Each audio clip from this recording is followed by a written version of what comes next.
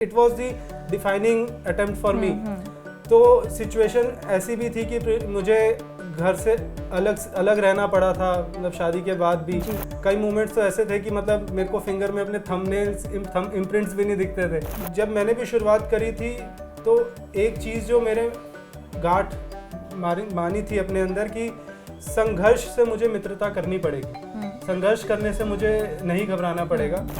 19 के अटेम्प्ट के बाद तो बहुत टूट गया था, नींद पे नहीं आई थी, नेचुरल था, रोना भी बहुत आ रहा था कि क्यों, अब मैं क्या करूँगा। यही लगता था कि मुझे मंजिल पास है, बस एक छोटी सी छलांग मारनी है, हाई लॉन्ग जंप नहीं है। अभिनव कहते हैं कि घायल शेर ना और खतरनाक होता है तो कहीं ना कहीं आप 3 बार घायल होने के बाद चौथी बार जब हुआ तो बहुत ही खतरनाक, मतलब सीधा 14th रैंक। वो कहते हैं ना, घायल शेर बड़ा ही खतरनाक होता है। यूपीएससी में 3 बार असफल होने के बावजूद अभिनव जैन ने हासिल की चौथे अटेम्प्ट में 14th रैंक। कैसे हुआ ये मुमकिन? इंटरव्यू में उनसे क्या कुछ पूछा गया, यूपीएससी की तैयारी उन्होंने कैसे की, सब कुछ बताएंगे आज खुद अभिनव। बहुत बहुत स्वागत है आपका न्यूज़ तक पर। सबसे पहला सवाल, लोग यही जानना चाहते हैं कि 3 अटेम्प्ट आप पास नहीं कर पाए थे यूपीएससी में, चौथे अटेम्प्ट में क्या उम्मीद आपको बची थी? मेरी जर्नी 2017 से स्टार्ट हुई थी जब मैंने पहला अटेम्प्ट दिया था यूपीएससी का, और उससे पहले मैं प्राइवेट सेक्टर में जॉब करता था, 3 साल मैंने वहाँ जॉब की थी। तो 17 के अटेम्प्ट में भी मैं इंटरव्यू स्टेज तक गया था, और उसके बाद फाइनल लिस्ट में मैं 5 मार्क्स से आई मिस दैट, सिर्फ 5 मार्क्स से। एंड फिर 18 के अटेम्प्ट में ड्यूरिंग प्रीलिम्स मेरा हेल्थ इश्यूज थे, तो I couldn't clear prelims that time. तो 19 was again very big stage for me. उस टाइम पर भी आई क्लियर्ड इंटरव्यू और मैं 1 मार्क्स से मिस कर गया था फाइनल लिस्ट में। सो आफ्टर दीज 3 अटेम्प्ट बहुत एक लो पॉइंट आया था। टू बी वेरी ऑनेस्ट, ऐसा भी लगा था कि मैं दोबारा एग्ज़ाम दूं या नहीं दूं। मैंने 2020 का एग्ज़ाम फिर स्किप किया था। I got married also in that time. So it was very low point for me personally. But उस टाइम पर मेरी फैमिली ने मुझे सपोर्ट किया, उन्होंने मुझे गाइड किया। और जैसे हम देखते हैं, जैसे MS धोनी की लाइफ में हम देखते हैं, उन्होंने ना अंडर 19 खेला, ना अंडर 21 खेला, ना अंडर 23 खेला, but still he made it to the Indian team, और फिर वो कैप्टन भी रहे। तो इन सब सिचुएशन में अपने आप को ऐसी स्टोरी से इंस्पायर हुआ मैं, और अपने आप को गैदर करके फिर मैंने ये चौथा अटेम्प्ट दिया था, जिसमें अगेन एक नई शुरुआत की और मेहनत की, काफ़ी चीज़ों पे फोकस किया, और I think all those things somewhere clicked, और finally I got this rank. लेकिन चौथे अटेम्प्ट में, क्योंकि आपका ये, आप इसे अपना आखिरी अटेम्प्ट मानकर चल रहे थे, इसके आगे आप नहीं देने वाले थे, तो इसमें क्या आपने जी जान लगा दी कि इस बार तो मैं वॉर फुटिंग पे एकदम पढ़ाई करूँगा? नहीं, बिल्कुल। तो ये इनफैक्ट था, मेरे लिए ये था कि ये अटेम्प्ट जैसे 5th और 6th अटेम्प्ट है भी, but it was the defining attempt for me. तो सिचुएशन ऐसी भी थी कि मुझे घर से अलग रहना पड़ा था, मतलब शादी के बाद भी। तो my family understood that point. मैं अलग से एक रहता था, पढ़ता था, और लिटरली प्री और मेंस के बीच में जब बहुत ज़्यादा आंसर राइटिंग आप करते हैं, आई स्टिल रिमेंबर कई मोमेंट्स तो ऐसे थे कि मतलब मेरे को फिंगर में अपने थंबनेल्स इम्प्रिंट्स भी नहीं दिखते थे, बट स्टिल। तो आई थिंक वो हार्डवर्क था जिसके लिए मैंने अपने आप को प्रिपेयर किया था, and I did that hard work, and which helped me. जी। अभिनव, शुरुआत से शुरू करेंगे कि आपकी पढ़ाई कैसे हुई। IIT में आपने दाखिला लिया था, लेकिन क्या हुआ उसके बाद, यूपीएससी में कैसे आना हुआ? तो मेरी स्कूलिंग दिल्ली से है, मैं दिल्ली में ही बॉर्न एंड ब्रॉट अप हूँ, और मैंने अपनी ग्रेजुएशन IIT खड़गपुर से की थी, केमिकल इंजीनियरिंग में। उसके बाद वहाँ पर तो सिविल सर्विसेज की तरफ इतना रुझान नहीं था, मन में कहीं ना कहीं था करना है, बट बहुत ज़्यादा वहाँ पर प्रिपरेशन नहीं थी। मैंने फिर ITC लिमिटेड ज्वाइन की, फिर मैं ओयो रूम्स में काम कर रहा था जी। उस टाइम पर मैं कहूँगा कि मेरी यूपीएससी की जर्नी की शुरुआत हुई। तो हम लोग ओयो रूम्स और government of India skill India program के अंडर अपने होटल के स्टाफ, जैसे रिसेप्शनिस्ट स्टाफ होता है, हाउसकीपिंग स्टाफ होता है, उनके स्किल अपग्रेडेशन कर रहे थे। तो एक सर्टिफिकेट डिस्ट्रीब्यूशन सेरेमनी के दौरान ही ये एक स्टाफ मेरे पास आया, और उन्होंने मुझे कहा कि सर आपने मेरी ज़िंदगी बदल दी। तो वो एक मोमेंट ऐसा था कि मैं उस रात सो नहीं पाया था। मैंने ये फिर मुझे ऐसा लगा कि क्या मेरी लाइफ का कोई एक लार्जर पर्पस है। तो फिर मैंने कंटेम्पलेट किया, सोचा तो देखा कि सिविल सर्विसेज के थ्रू वो एक पुराना जो ख्वाब था वो फिर दोबारा उजागर हुआ, और फिर मैंने जॉब छोड़ के होल हार्टेडली प्रिपरेशन स्टार्ट करी थी। और फिर वो जर्नी 2017 से शुरू हुई थी, जिसमें जो अब जाके एक समापन हुआ है उसका। 2000 समापन क्या, अब तो बहुत आगे जाना है आपने।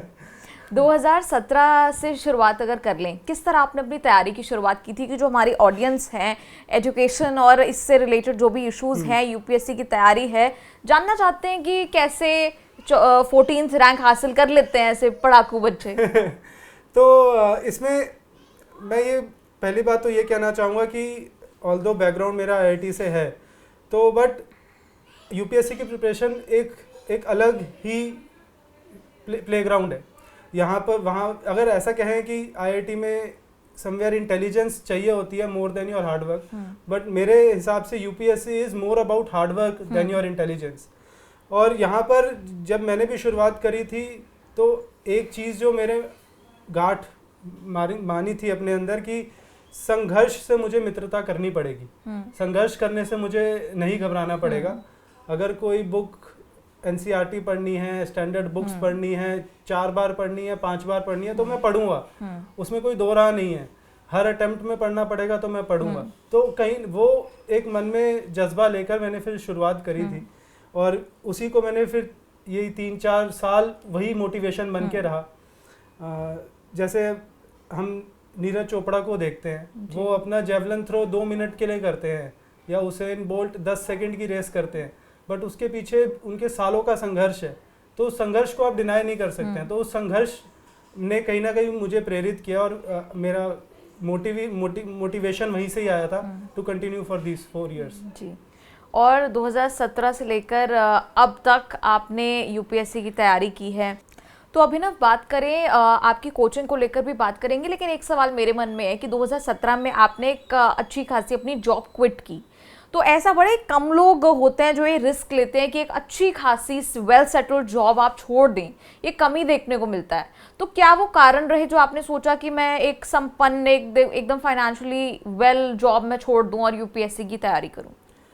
तो ये एक बहुत बड़ा, मतलब पर्सनली समझा जाए तो एक रिस्क था जो मैंने लिया।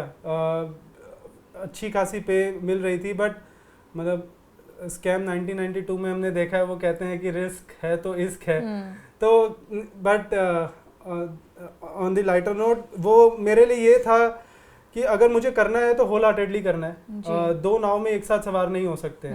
अगर एक बार मन बना लिया था प्रिपरेशन करने का, एग्जाम क्लियर करने का, तो फिर जॉब छोड़ना कहीं ना कहीं मेरे लिए उसने हेल्प भी किया कि मैं अपनी समय को दुरुपयोग ना करूं, कि मैं एक जॉब छोड़ के अगर मेहनत कर रहा हूं तो मेरा फोकस मेहनत पे ही रहना चाहिए।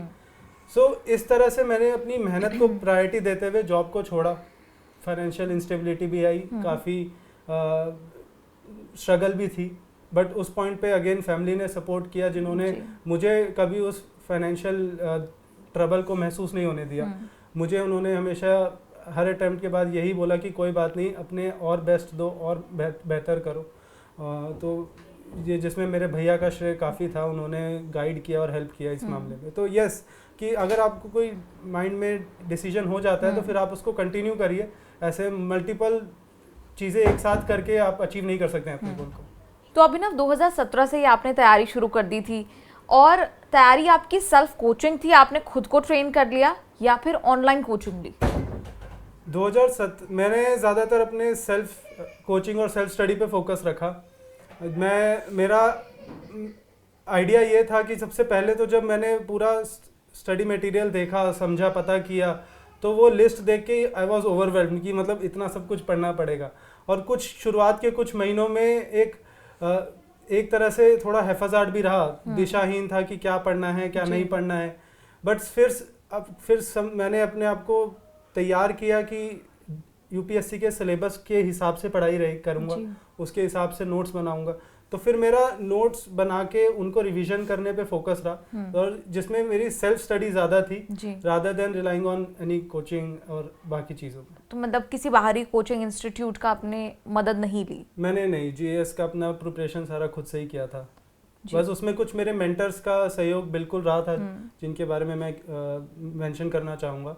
जैसे अनुभव शर्मा सर हैं, उन्होंने GS2 और GS4 में मेरी काफ़ी हेल्प की, काफ़ी गाइडेंस दी, और उनकी सब्जेक्ट पर पकड़ और उनकी अंडरस्टैंडिंग यूपीएससी के रिलेटेड काफ़ी अच्छी है। यूपीएससी के चेंजिंग पैटर्न को वो भांप लेते हैं, उसी हिसाब से वो अपने पढ़ाते भी हैं। उनके आंसर डिस्कशंस होते थे, टेस्ट डिस्कशंस होते थे, जिन्होंने काफ़ी हेल्प किया।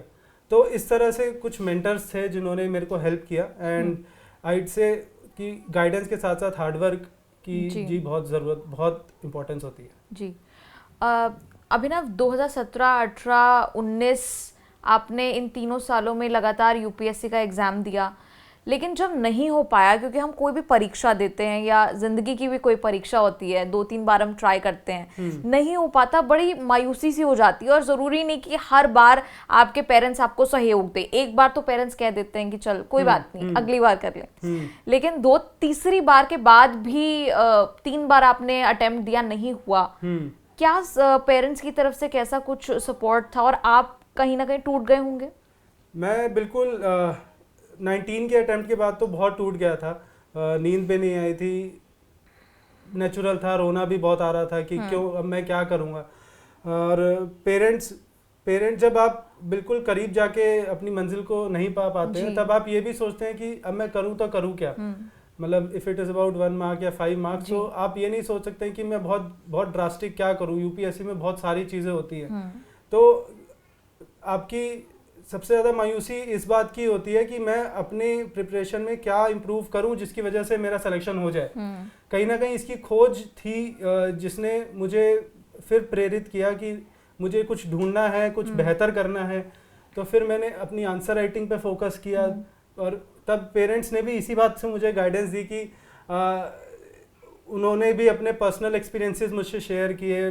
फादर खुद बिजनेस करते थे, मेरी मदर हाउसवाइफ हैं, तो उन दोनों ने अपने एक्सपीरियंसेस से बताया कि कैसे उन्हें भी स्ट्रगल होती थी। तो मायूस नहीं होना चाहिए। तो कहीं ना कहीं उन चीज़ों ने मुझे मोटिवेट किया था, और फिर मैंने अपने आप को इकट्ठा करके 2021 के अटेम्प्ट के लिए प्रिपरेशन दोबारा शुरू की थी। और कहीं ना कहीं वो जो 5 मार्क्स से आप एक बार रह गए, फिर 1 मार्क से रह गए, कहीं ना कहीं उसी वजह से उम्मीद आई होगी कि थोड़ा और कर लूँ तो हो जाएगा। बिल्कुल, वो थोड़ा यही लगता था कि मुझे मंजिल पास है, बस एक छोटी सी छलांग मारनी है, हाई लॉन्ग जंप नहीं है। तो बस वो छोटी सी जंप के लिए ही कोशिश रहती थी करने की। तो वहीं पर गाइडेंस हेल्प करी मेरे सर्स की, मेरे पेरेंट्स की, फैमिली की, तो जिसकी वजह से ये इंसिडेंट्स हुआ और उनको मैं खुशी दे पाया हूँ। और अभिनव, जब 2020 में आपने सोचा कि मैं ये साल नहीं दूंगा अटेम्प्ट, तब किस तरह का रिएक्शन था आपके पेरेंट्स की तरफ से भी, क्योंकि वो कहीं ना कहीं आपने अपनी तैयारी को, अपने आप को एक तरह से रिवाइव करने के लिए वो आपने मौका लिया? जब बैक टू बैक मैं अटेम्प्ट दे रहा था, तो ये इंट्रोस्पेक्ट करने का बहुत टाइम नहीं मिल पा रहा था कि मैं ऐसा क्या करूं। और 2019 के अटेम्प्ट के बाद तो वो और भी ज़्यादा डिफ़िकल्ट सिचुएशन थी। तो बट समवेयर उस साल में मैंने ये महसूस किया कि मुझे अपने किन एरियाज़ पे ज़्यादा फोकस करना है।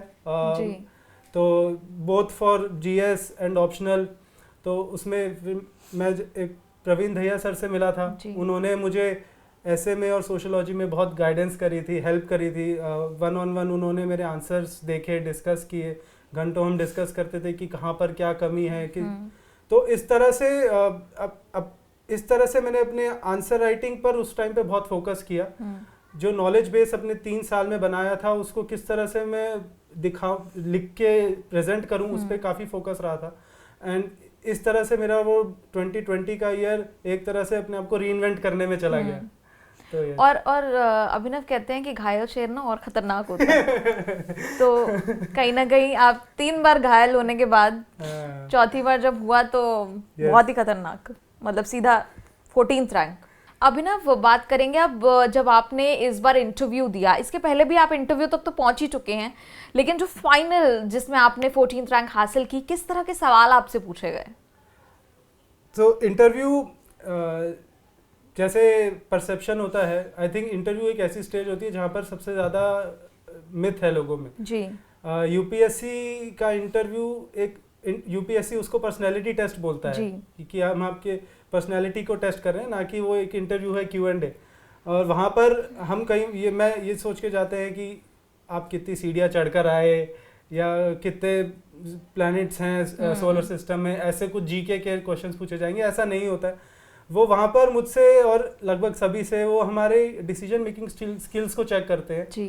क्योंकि एज एन एडमिनिस्ट्रेटर हम जब IAS बनते हैं तो हमें अपनी नॉलेज के बेसिस पे डिसीजन लेना होता है, तो हमारे उन एनालिटिकल स्किल्स को उन्होंने चेक किया था। मेरे इंटरव्यू में भी मेरे प्राइवेट सेक्टर के एक्सपीरियंस, मेरी जॉब के एक्सपीरियंस या करंट इश्यूज में उन्होंने इसी एनालिटिकल स्किल्स को चेक किया था।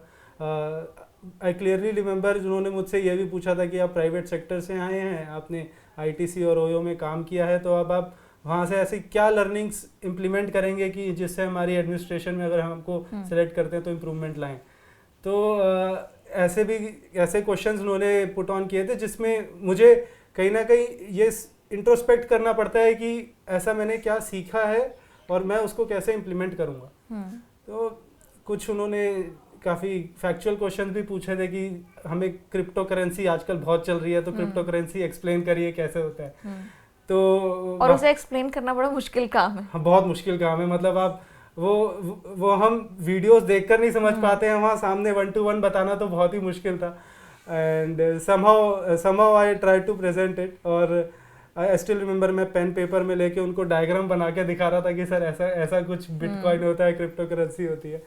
तो but I think somewhere they are able to test कि आपको डाउन द लाइन कई लोगों को कहीं मुद्दों को समझाना पड़ सकता है, कई इश्यूज के बारे में अपनी बात रखनी पड़ सकती है। जब तक आप खुद उन चीज़ों को नहीं समझ रहे हैं तो फिर आप दूसरों को क्या समझाएंगे।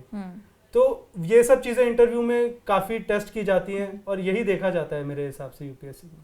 और बात करें, कुछ लोग पूछ रहे थे कि क्या अभिनव से कोई ट्रिकी सवाल भी पूछे गए? हाँ, ट्रिकी जैसे ये मैंने आपको क्रिप्टो करेंसी और टेक्नोलॉजी का बताया, ये इसमें इन्होंने और कई फिर उन्होंने मेरे को रूरल एरियाज़ के बारे में पूछा कि मेरी पढ़ाई खड़गपुर से है, वो एक ग्रामीण क्षेत्र में आता है, तो कैसे कि एक बैलगाड़ी अगर है तो उस बैलगाड़ी की एफिशिएंसी कैसे बढ़ा सकते हैं हम। तो इस पे एज एन इंजीनियर, ये तो आपने एक्सपेक्ट नहीं किया होगा। नहीं, ये बिल्कुल एक्सपेक्टेड नहीं था। तो वो था मेरे लिए एक बाउंसर था।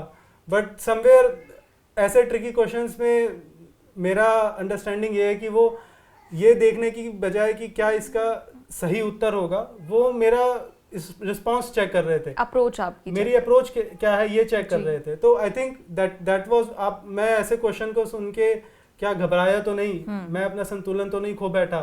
तो इन चीज़ों से आई थिंक वो चेक करना चाह रहे थे, ऐसे ट्रिकी क्वेश्चंस मेरे सामने रखे।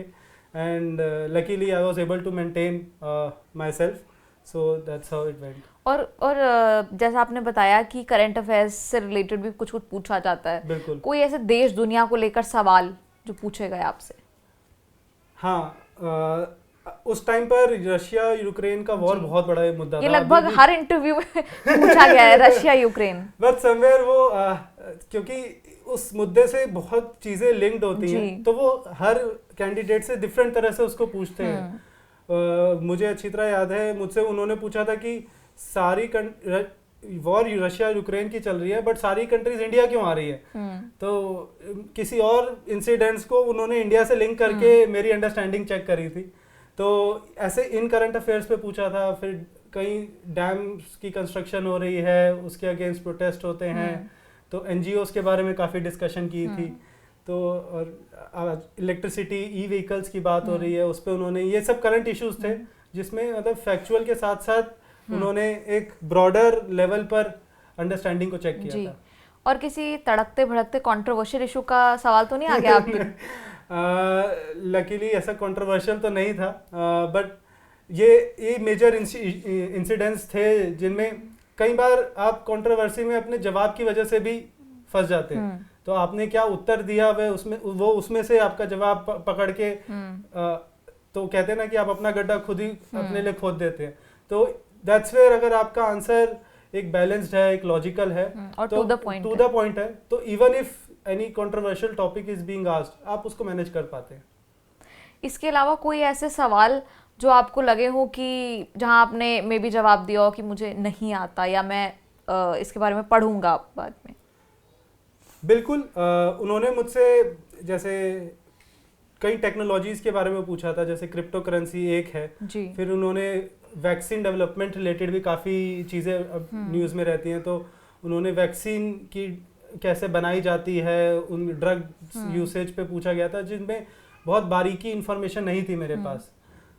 और एक सवाल उनका हाइड्रो इलेक्ट्रिसिटी रिलेटेड भी था, कुछ डैम्स के रिलेटेड उन्होंने इन्फॉर्मेशन पूछी थी जी। तो वो उन डैम्स कहाँ लोकेटेड हैं, कितनी उनकी कैपेसिटी है, बट आई थिंक वो थोड़े फैक्चुअल क्वेश्चन थे जिन्होंने उन्होंने फिर चेयरपर्सन सर ने खुद ही बोल दिया था कि कोई बात नहीं, हम भी एक्सपेक्ट नहीं करते हैं कि आपको सब पता हो। तो somewhere he also try to lighten up the mood and that helped. तो कहीं ना कहीं जैसे आपने कहा कि जो पैनलिस्ट है उन्होंने भी कोशिश की कि थोड़ा लाइट अप हो जाए। तो ऐसे में जब आप जाते हैं तो आपकी सबसे पहले तो आपकी बॉडी लैंग्वेज जरूर देखी जाती है, तो आपको लगा कहीं ना कहीं मुझे पूरा स्कैन किया जा रहा है?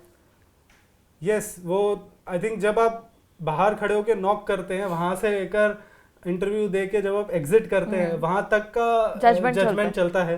एंड ऑल्दो मतलब बहुत लोग आपको उसमें अलग अलग सजेशंस भी देते हैं, ऐसे आपको चलना चाहिए, ऐसे बैठना चाहिए, बट मेरे हिसाब से इंसान को अपना नेचुरल रखना चाहिए, क्योंकि पर्सनालिटी टेस्ट में, इंटरव्यू में खासकर ये सब आर्टिफिशियल चीज़ें बहुत जल्दी पता चल जाती हैं। और यूपीएससी के चेयरपर्सन और इंटरव्यूज तो बहुत एक्सपीरियंस्ड हैं, तो आई थिंक वहाँ पर आपका एंड टू एंड सारी चीज़ें वर्बल एंड नॉन वर्बल दोनों चीज़ें चेक करी जाती हैं when you are being evaluated. जी। और बात करें लोग जो हमें इस वक्त देख रहे हैं, अक्सर ये सवाल पूछा जाता है कि बॉडी लैंग्वेज किस तरह की होनी चाहिए, मतलब आप अंदर जाते हैं तो आप ग्रीट करते हैं, किस तरह आप अंदर जाके पैनलिस्ट से बात करना शुरू करते हैं? जैसे आप एंटर करते हैं, आप आजकल तो वैसे भी because of COVID interview room ही बहुत बड़ा होता है, सब पैनलिस्ट बहुत दूर दूर बैठे होते हैं, जैसे मैं और आप इतनी पास बैठे हैं, इतने लकी नहीं होते, बहुत दूर बैठ के आप इंटरव्यू देते हैं। सो जब आप घुसते हैं तो एक बहुत सिंपल हम्बल तरीके से उनको विश करते हैं, एंड देन यू आस्क कि may I sit down, and they generally वो खुद ही कह देते हैं आपको। तो इस तरह से वहीं से आपकी टेस्टिंग शुरू हो जाती है, और फिर पहले सवाल से लेकर आखिरी सवाल तक आप जो कह रहे हैं, आपके हैंड मूवमेंट्स क्या है, वो सब चीज़ें वो वहाँ पर चेक करते हैं। ऐसा तो कुछ नहीं होता जो लोग सोचते हैं अपने दिमाग में कि भाई काला सा रूम होगा, वहाँ पे हंटर चलाने के लिए 4-5 लोग बैठे होंगे? नहीं, आई थिंक मैं भाई ये तो इंटरव्यू यूपीएससी के लिए बहुत मिथ है इस स्टेज के बारे में। जैसे मैंने पहले ही बताया कि यूपीएससी खुद इसको इंटरव्यू नहीं बोलता है, क्योंकि इंटरव्यू में कहीं ना कहीं आप ये सोचते हो कि आप क्वेश्चन आंसर सेशन करेंगे कि मैं सवाल पूछ रहा हूँ, आप जवाब दो। यहाँ पर वो आपके व्यक्तित्व की जांच कर रहे हैं, जिसको हम पर्सनैलिटी टेस्ट बोल रहे हैं। तो उस पर्सनैलिटी टेस्ट में वो आप लोगों से हॉबीज के बारे में भी बात करते हैं। जैसे मैं क्रिकेट में मेरी रुचि रहती है तो क्रिकेट के बारे में पूछते हैं। अब क्रिकेट में उनका पूछने का नजरिया ये है कि आप अगर क्रिकेट को जानते हैं तो आप इसके बारे में आपका ओपिनियन क्या है, कि अगर आईपीएल है या कुछ कमर्शलाइजेशन हो रही है तो आप उसको कैसे व्यू करते हैं, रादर देन कि आप मुझे स्टंप्स की हाइट बताओ, मुझे बेल्स की विड्थ बताओ, पिच की लेंथ बताओ। आई थिंक वहाँ पर लोगों को अपनी अंडरस्टैंडिंग क्लियर रखना ज़रूरी है कि वो अपनी पर्सनैलिटी को रेगुलरली इम्प्रूव करते रहें, और घबराएं नहीं कि यूपीएससी इंटरव्यू में वो चाबुक लेके बैठे होंगे। वो आपसे नॉर्मल डिस्कशन ही करेंगे आपके बारे में, करंट इश्यूज के बारे में, जो एक कैंडिडेट से समझना कोई बहुत बड़ी उपेक्षा नहीं है, जो उसे करना चाहिए। जी।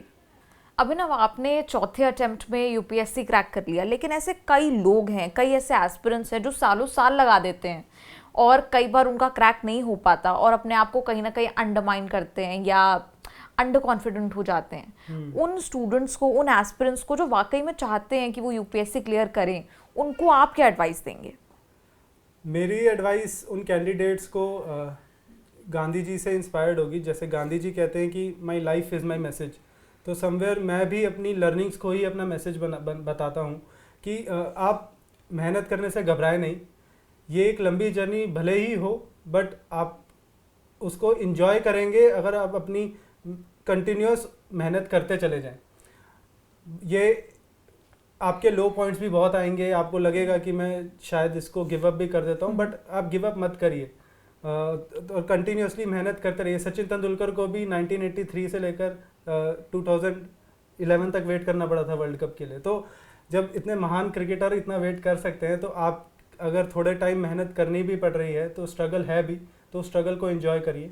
And trust me, when that struggle translates into results, तो फिर आपको बहुत कॉन्फिडेंस मिलेगा, बहुत खुशी मिलेगी।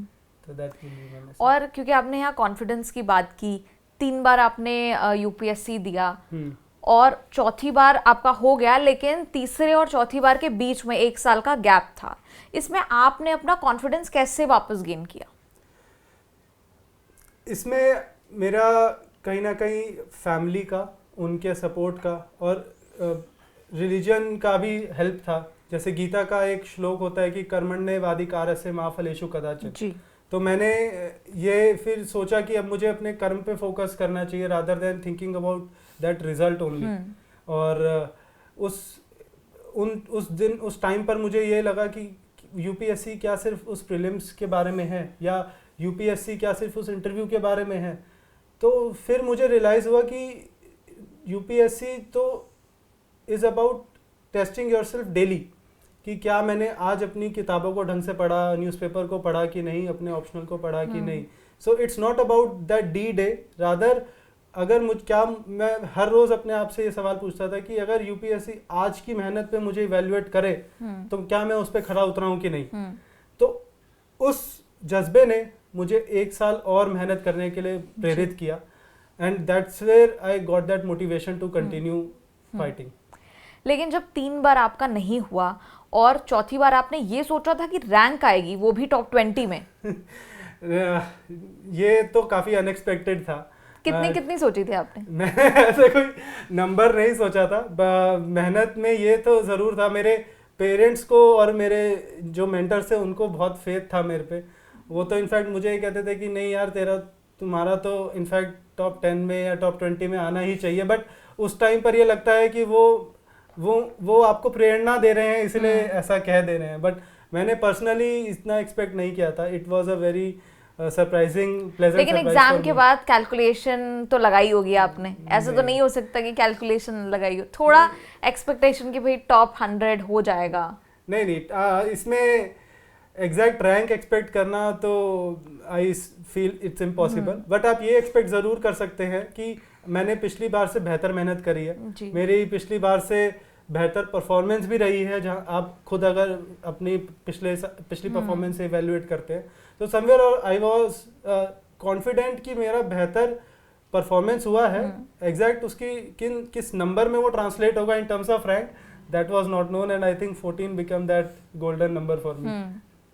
और बात करें इंटरव्यू को लेकर, इंटरव्यू के आपने सवाल ज़रूर बताए। अभिनव, बात करें इंटरव्यू की, सवाल आपने बताया किस तरह के सवाल पूछे गए, लेकिन जो लोग हमें इस वक्त देख रहे हैं, एस्पिरेंट्स हैं, वो ये जानना चाहते हैं कि तैयारी आइडियली कैसी होनी चाहिए एक इंटरव्यू के लिए? इंटरव्यू के लिए आई वुड से कि उसकी तैयारी मेंस के रिजल्ट के बाद नहीं होती है। उसकी तैयारी आप जब रेगुलरली पढ़ रहे हैं, प्रिपरेशन कर रहे हैं, वहीं से होती है।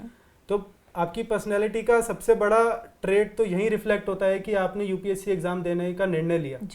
This itself speaks volume about any candidates character.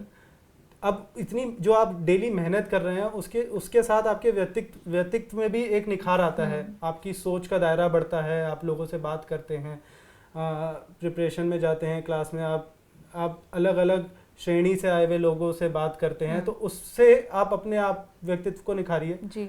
UPSC आपको एक हॉबी के लिए भी पूछता है, तो एक हॉबी फॉलो करिए, उससे आप ना ही सिर्फ मनोबल पाएंगे, बट एक आपके लिए पॉजिटिविटी भी आती है। तो इन सब चीज़ों को कंटिन्यूसली अगर आप फॉलो करते हैं, तो यूपीएससी के इंटरव्यू में is just like another day for you. उसके लिए आपको कुछ और नया नहीं करना होगा, ऑब्वियसली स्पीकिंग प्रैक्टिस आप धीरे धीरे कर सकते हैं लोगों से बात करने में, बट सो दैट्स हाउ आप अपने इंटरव्यू के लिए प्रिपेयर कर पाएंगे। आपने हॉबी की बात की, वो आपकी कौन सी हॉबीज थी जो आपने साथ साथ परस्यू की, जो मे बी एक ब्रेक आपको चाहिए हो तो दैट हेल्प्स? मेरी एक हॉबी तो क्रिकेट के क्षेत्र से ही है, वो आपको अभी तक पता भी चल गया होगा जी। तो मैं क्रिकेट में मेरा काफ़ी इंटरेस्ट रहता है, बट क्रिकेट इंडिया की नेशनल हॉबी है, वो सभी का रहता ही है। साथ में मेरा रुझान थोड़ा म्यूज़िक के रिलेटेड रहता था, तो मैं लिसनिंग टू म्यूज़िक और गाने सुनता था, जिससे कि मेरे को काफ़ी मतलब शांत और काम फील करता था, तो ये मेरी हॉबीज़ रहती थी। जी, तो अभिनव बहुत बहुत शुक्रिया आपका न्यूज़ तक से जुड़ने के लिए। आप सुन रहे थे अभिनव जैन को, जिन्होंने यूपीएससी में 14th रैंक हासिल की है। 3 अटेम्प्ट में असफल होने के बावजूद 1 साल का ब्रेक लिया, इसके बाद जब एग्जाम दिया तो सीधा 14th रैंक हासिल की। उम्मीद करते हैं आपको ये वीडियो पसंद आई होगी। ऐसी और वीडियोस के लिए आप देखते रहिए न्यूज़ तक।